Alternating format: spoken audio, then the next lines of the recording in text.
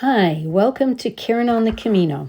And today I wanted to talk to you about two pieces of super essential equipment. Before I go into that, though, I want to read something from John Brierley's book on the Pilgrim's Guide to the Camino de Santiago. And this is what he says. Think quality, not quantity. Your pilgrimage starts at the planning stage. Start by invoking the highest intention for your journey and bring awareness to what you buy.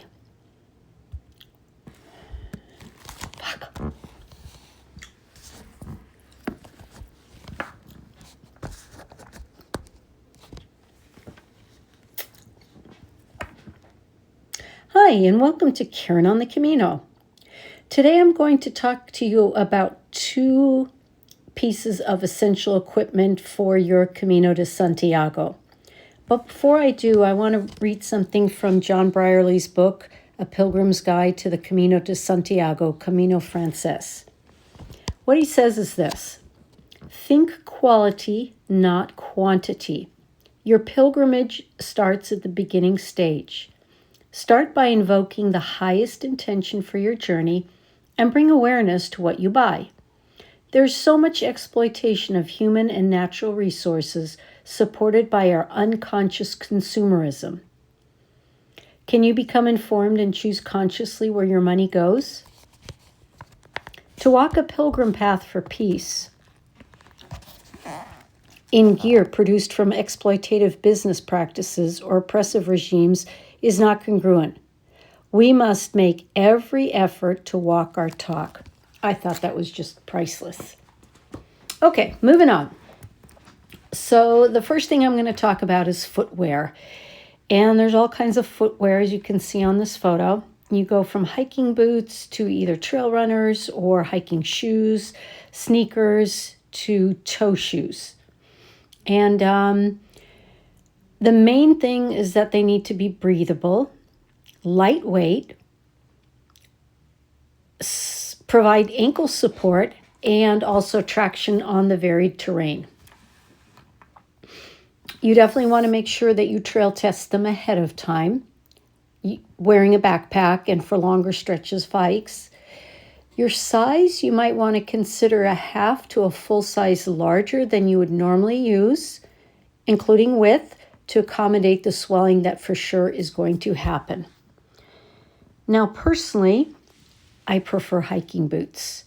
A number of years ago, I hiked Mount Whitney in one day. It was 21 miles, and I wore some really, really cheap cloth sneakers that I got from Ross or Marshall's or something like that.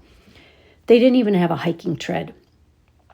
And I made it okay to the summit, but on the way down, shortly after the summit, my foot fell into a hole and I twisted my ankle because I was just wearing shoes instead of boots.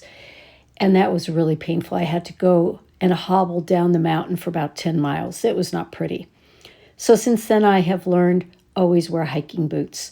I've also climbed to the summit of Mount Kilimanjaro wearing hiking boots, so I wouldn't do anything less than. But that's just me. You can you can wear whatever works for you. There's some people that do it barefoot or in sandals. Again, that would not be me, but that's a personal choice. Just make sure that they're breathable, they're lightweight, and they give you good traction on the varied terrain. Now, I'm still back and forth on the waterproof part. According to John Brierley, between May and October, you do not need waterproof boots. However, there are others that I have read and listened to on podcasts who say, absolutely. You could have a rain shower, and if your boots or shoes are super wet, you're going to be miserable. So I'm still going back and forth on that. So that is the first piece of essential equipment. The second one is your backpack. And you want to try and get that ahead of time. Now, they recommend that you aim to carry no more than 10% of your body weight. So depending on how much you weigh, let's say you weigh 150 pounds, that would be 15 pounds. They say that you should carry no more than 10 kilograms or 22 pounds absolute max. In terms of the size of a backpack, a lightweight backpack, the most common sizes are between 30 to 40 liters. It allows you to carry the essentials without strain. Remember, you're always going to add water and food for the day along. They say the bigger the pack, the more likely you'll add superfluous items that you'll end up giving away or leaving behind because it's just too much and you can't handle it day after day after day. You want to get an internal frame that puts most of the weight on your hips instead of your shoulders. Get a wide, and make sure it has a wide hip belt, preferably with some kind of pockets. Go to an outdoor retailer. I really like REI. I'm a member there. And I've talked to them before about a number of things. Tell them that you're going to walk the Camino and make sure you get it fitted. They make men's and women's specific backpacks. And that's also really important because women generally have a shorter torso. And so you want to have one that actually fits you. There are different brands. I've tried on different ones. I'm almost embarrassed to say, but I'm thinking of getting a 55-liter one. Not so that I can carry more, but because I'm going to be doing a long trip both before and after. And I don't think 30 liters would be enough, or even 40 liters. So I'm still playing with that one. You definitely want to have access or easy access to the various compartments, like to get your water and other things. And you should definitely get a rain cover for your backpack. Again, in case you get rained on, you want to make sure that your things stay dry. I think I carried everything there, what I was going to say about the backpack. Definitely go to an outdoor retailer. I don't know if Sportsman's Warehouse has anything. I just like REI.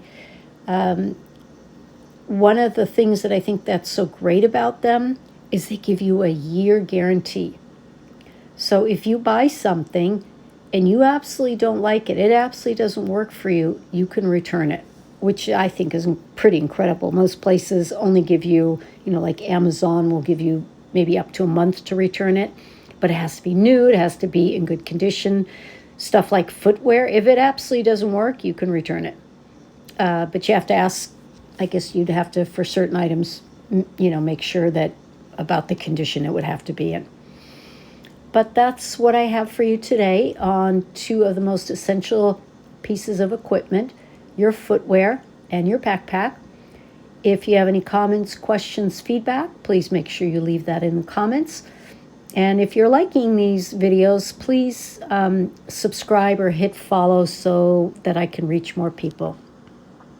Thanks so much. Buen Camino, and take care.